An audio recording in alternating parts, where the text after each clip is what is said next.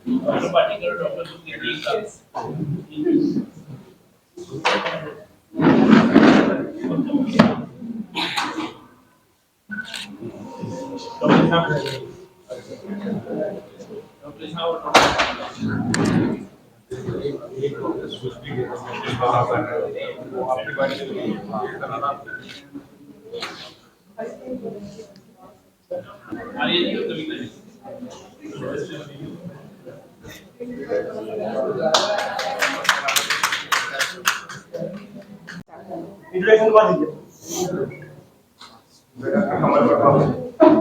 पे additional policy department में senior consultant की पोस्ट पे इन कैंसर पेशेंट्स को रेडिएशन ट्रीटमेंट की जरूरत पड़ती है, उनकी सेवा करके हमारा डिपार्टमेंट काम करता है। डॉक्टर सुकृति गुप्ता, मैं एक paediatric हेमाटो-ऑन्कोलॉजिस्ट and bone marrow transplant physician हूँ। तो जो भी पीडियाट्रिक के बच्चों के कैंसर के रोग हैं और जिनको कीमोथेरेपी या फिर आगे ट्रांसप्लांट की जरूरत है, उस केसेस के लिए मेडिसिन।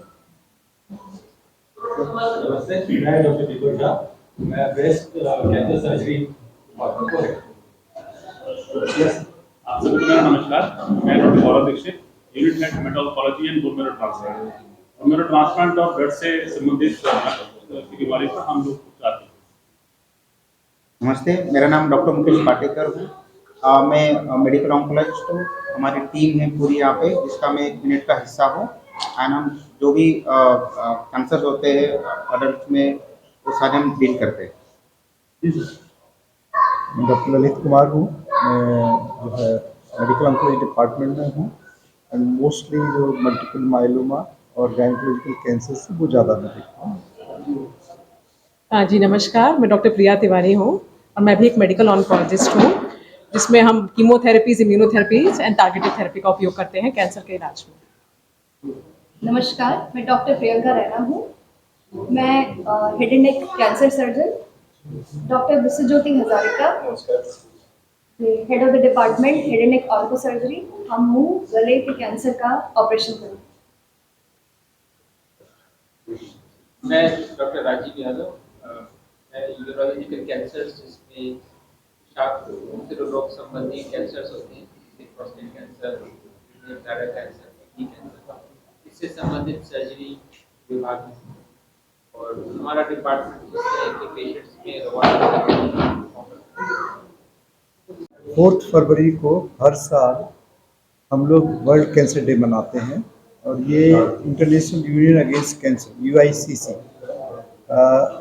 उनकी ओर से एक तरह का वो है कि जो है हम लोग एक कैंसर थीम लेके, एक पर्टिकुलर थीम लेके उसको मनाते हैं, ताकि कैंसर के से रिलेटेड जो भी लोग हैं, पेशेंट से लेके केयर गिवर्स, बाकी NGOs वगैरह, सब लोगों के लिए इम्पोर्टेंट है। तो जो थीम है जो पिछले 2 साल से है, closing the cancer care gap, कि कैसे उसको, ताकि लोगों को ज़्यादा से ज़्यादा इलाज संभव हो पाए, उनको सुविधा मिल पाए, उसके ऊपर बेसिकली एक ये थीम। तो उस जो है सब लोग कोशिश कर रहे हैं, सब डिफरेंट डिपार्टमेंट्स के लोग मिलके कोशिश करते हैं कि कैसे मरीजों को ज़्यादा से ज़्यादा हमको हेल्प या वर्ल्ड कैंसर डे के बारे में।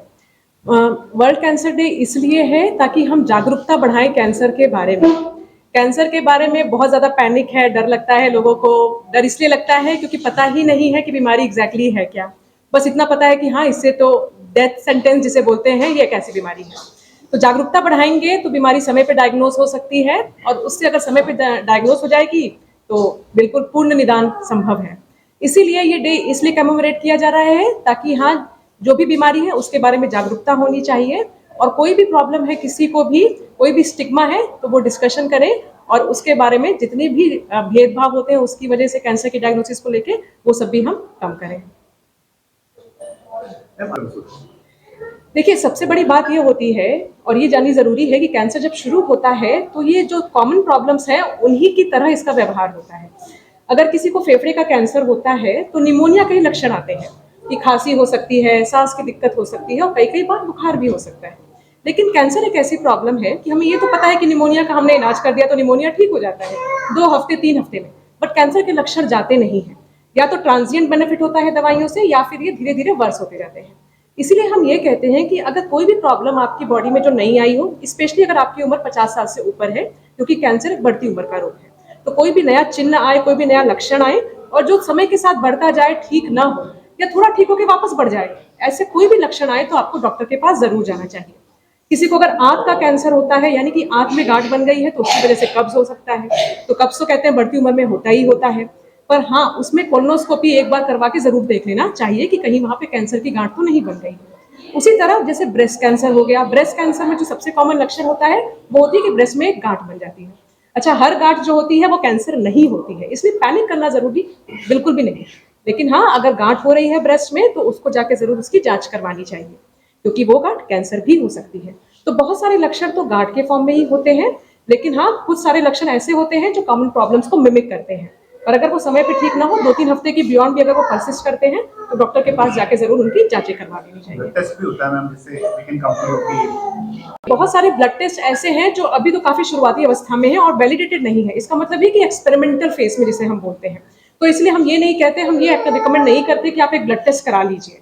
लेकिन हाँ, कुछ टेस्ट अभी काफी एडवांस टेक्नोलॉजीज आ गई हैं जो कि हमें ये बता सकती हैं कि कहीं पे टीनी टाइनी कोई छोटी मोटी सेल तो नहीं कैंसर में चल रही है।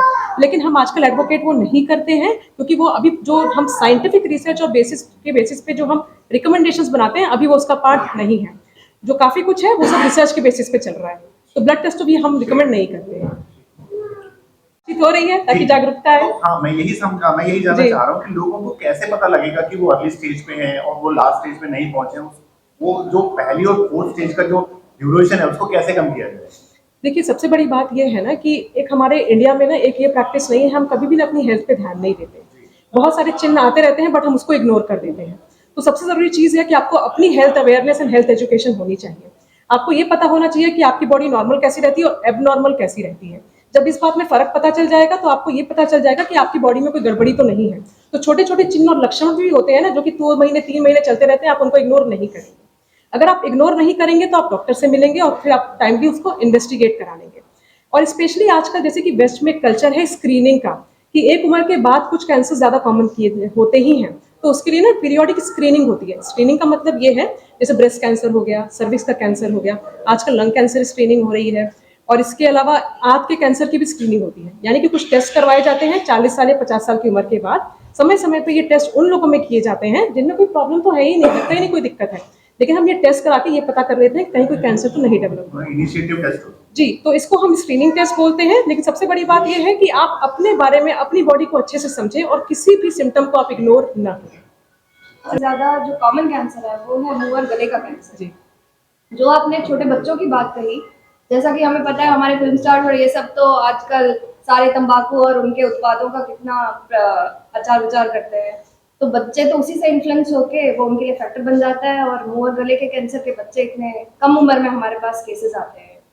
और जैसे कि आपने कहा कि हम अर्ली स्टेज में कैसे डायग्नोज करें, मुंह और गले के कैंसर का सबसे पहले पता, जैसे कोई छाला आना, कोई गले में खराश आना, ये बेसिक सिम्टम जो कि सर्दी जुकाम या कोई भी कॉमन से मुंह के छाले के भी हो, किसी भी लक्षण को नजरअंदाज ना करें, बस ये रिक्वेस्ट है। मोस्टली मैं आपके सवाल का जवाब देता हूँ, आपको 2 उदाहरण देता हूँ। फॉर एग्जाम्पल जो है, अभी पिछले 2 हफ्तों में हमने 2 मरीज ऐसे देखे। पहले मरीज जो कानपुर से आते हैं हमारे पास, उनको 3 साल से वो पान मसाला तो काफ़ी टाइम से खा रहे थे, उनका मुंह खुलना बंद हो गया, बहुत कम, सिर्फ लिक्विड से काम चल रहा था। अभी नॉर्मल चपाती भी उनको भिगो के अपनी या सिर्फ दूध या दाल से काम चला रहे थे, फिर भी वो नहीं गए डॉक्टर के पास, ये सोच के कि कहीं मेरे को कहीं कैंसर नहीं निकल रहा है ना। अब फाइनली होते होते अब उनका गाल बिल्कुल ऐसे हो गया, यहाँ तक सूजन आ गई, तब जाके फाइनली घर वाले उनको लेके जबरदस्ती लेके आए। अब जो होना था वही हुआ। अब उस वक्त अगर आगे होते तो डॉक्टर साहब की टीम ने अगर देखा होता तो हो सकता है बिल्कुल बहुत कम सर्जरी से उनका काम चल जाता। अब बात में आप आएंगे, बिल्कुल जैसे सिर में जैसे छाला है तो उस पर 80% से ज़्यादा लोग ठीक हो जाते हैं। और जब बहुत लेट आएंगे तो फिर आपको कीमोथेरेपी की जरूरत पड़ती है, सिकाई की भी जरूरत पड़ती है, फिर सर्जरी भी चाहिए, तो रिजल्ट उतने नहीं होते। दूसरा उदाहरण मैं देता हूँ आपको ब्रेस्ट कैंसर का। जैसे कई लेडीज हैं जिनको ब्रेस्ट में छोटी सी गिल्टी है, तो लगा है कुछ गड़बड़ है, पर उनको इसलिए नहीं वो जाते हैं दिखाने के लिए कि कहीं उसमें कुछ और बीमारी न निकल आए। वो वेट करती रहती हूँ, कई बार तो इतना ज़्यादा बिल्कुल पूरा फंगेटिंग हो जाता है, तब जाके मुझे बहुत कई बार ताज्जुब होता है कि अभी भी इस ज़माने में भी वो भी पढ़े लिखे परिवार में से भी ये हाल है। तो ये सब नहीं होना चाहिए। अगर वो टाइमली अपना आ जाएं तो करना तो उनको ट्रीटमेंट फिर बाद में भी है, तो सबके लिए मुश्किल है, पूरी टीम के लिए भी मुश्किल है, डॉक्टर्स की टीम के लिए कि इसको मैनेज करना, और एक्सपेंडिचर वो सब तो फिर बढ़ता ही है।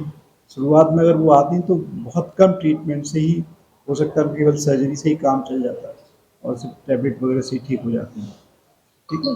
सर जो दूसरा कैंसर की जो गांठ होती है उसमें दर्द होता है, पीरियड्स के टाइम पे से दर्द होता है, जनरली वो आमतौर पर फाइब्रोएडिनोमा होते हैं, वो आमतौर पर कैंसर नहीं होते। मतलब 100 में से अगर देखेंगे, मतलब 10 में से 8 या 9 केस होंगे जो सिंपल फाइब्रोएडिनोमा के होंगे और जनरली नहीं होगा। बट 30 इयर्स के बाद में अगर मान ली इस तरह की है, कई बार बहुत बड़ी गांठ है तो उसमें दर्द हल्का सा हो भी सकता है। ऐसा नहीं है कि दर्द अगर नहीं है तो वो कैंसर नहीं होगा। 5 से 10% जो कैंसर होते हैं वो जेनेटिकल बोलते हैं। जेनेटिकल मतलब कि एक फैमिली में कोई हिस्ट्री होता है कि उनके मदर को हो सकता है, उनके सिस्टर को, ब्रदर, ऐसी हिस्ट्री चलती है फैमिली में। वो आमतौर पे 5 से 10% केसेस में होते हैं। तो मोस्ट कॉमनली जैसे होता है, जैसे ब्रेस्ट का कैंसर हो गया महिलाओं में, या ओरे का कैंसर हो गया, ये कैंसर जनरली फैमिलियल कनेक्शन ज़्यादा होती है। उसमें से अगर किसी को दादी को या मम्मी को या किसी को है तो उन लोगों ने ज़्यादा अवेयर होना चाहिए कि ये केसेस को उन्होंने ध्यान देना चाहिए। ठीक है। बाकी कुछ पेट के भी कैंसर होते हैं, यूट्रस के होते हैं, वो भी फैमिलियल होते हैं। कुछ ब्लड कैंसर के सर भी बताएंगे, उसमें भी कुछ कैंसर जो होते हैं उसमें जो फैमिलियल सिंड्रोम होते हैं, तो उसका एक हिस्ट्री चलती है कि मान लो आपको परिवार में आपको पता है कि मेरे 2-4 जन को हुआ है, तो आपने और सतर्क होना चाहिए कि मेरे 2-4 जन को हुआ है, तो या हमारे जानने वाले हुआ तो मैं भी अपने चेकअप करा लूँ या मैं अपने डॉक्टर से सलाह ले लूँ। आज के डेट में हर एक बड़े सेंटर में ऐसे काउंसलिंग होती है जिसमें से आपको सही राय दी जाती है कि भाई आपकी फैमिली हिस्ट्री है। जेनेटिक काउंसलर्स होते हैं जो आपको काउंसलिंग वगैरह कराते हैं, उस चीज़ से आप चीज़ें करा सकते हैं। और जो मेन चीज़ कैंसर एक बहुत कॉमन बीमारी नहीं है, और जैसे डॉक्टर प्रियंका ने बताया कि सबसे जो कॉमन कैंसर है इंडिया में वो मुंह का कैंसर होता है। ब्लड कैंसर तकरीबन 7वें 8वें नंबर पे आता है, ल्यूकीमियास, लिम्फोमास या 7th और 8th most common blood cancers. तकरीबन 50,000 के आसपास केसेस इंडिया में पाए जाते हैं।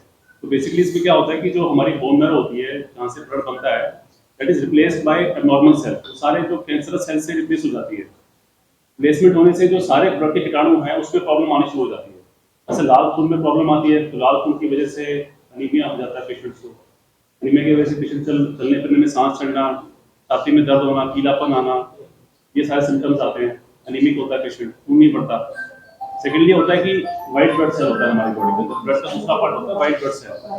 व्हाइट ब्लड सेल की कमी से फ्रीक्वेंट इन्फेक्शन होने के चांस होते हैं। इन्फेक्शन कई बार जानलेवा भी हो सकते हैं। थर्ड होता है जो पार्ट हमारी खून का होता है प्लेटलेट, उसकी कमी की वजह से ब्लीडिंग होने के चांस बहुत ज्यादा होते हैं। तो ब्लीडिंग कहीं भी हो सकती है। कई बार ब्लीडिंग अगर माइनर होती है तो उसके पे छोटे-छोटे पैच बन जाते हैं। कई बार अगर ब्लीडिंग मेजर होती है, जैसे एक्यूट ल्यूकेमिया है, AML है, they are very aggressive cancers. उस केस में bleeding can be life threatening also, जानलेवा भी हो सकती है। दिमाग में भी ब्लीडिंग हो सकती है, पेट में ब्लीडिंग हो सकती है। सिम्टम वाइज बोन मैरो में अगर कैंसर होता है, ब्लड कैंसर होता है, तो ये सारे सिम्टम्स आते हैं। Symptoms of red blood cell, white blood cell and platelet, ये सारे सिम्टम्स होते हैं।